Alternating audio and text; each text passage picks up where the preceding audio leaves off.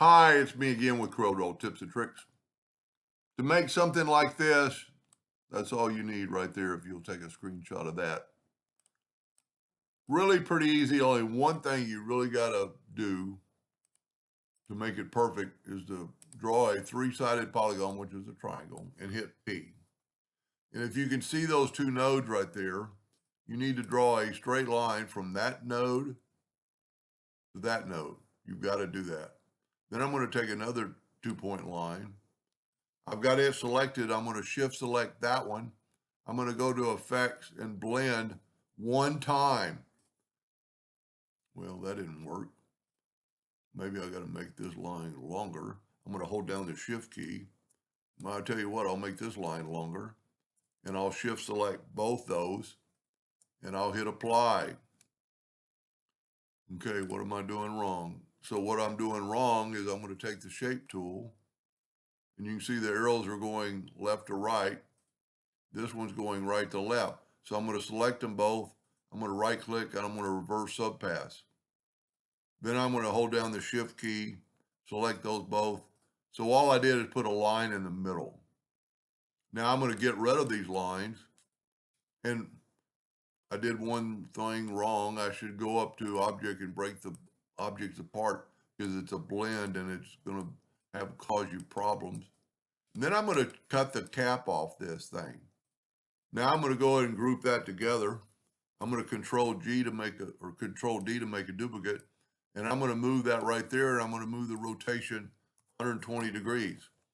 The reason that line had to go to node, so this line would be the same distance as the side line. Now we're going to take another 2-point line. And I like going out here and just drawing a line. And I'm actually off a little bit. Get on that edge, then hold down the control button and draw that line. Then take this line away. These are the two objects we need, so I'm going to go ahead and group this together, Control G, so I can get rid of it later. I'm going to take the Smart Fill tool, and I'm actually going to set it on, you know what, I'm going to do it orange this time. And I'm going to get this one right here. I'm going to use the Interactive Fill tool, and I'm going to swipe up, and I'm going to put orange on both sides.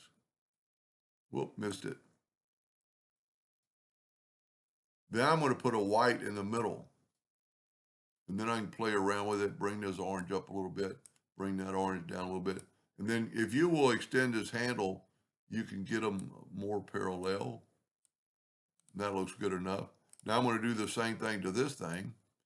Put orange in both ends. Whoop. Put a white in the middle.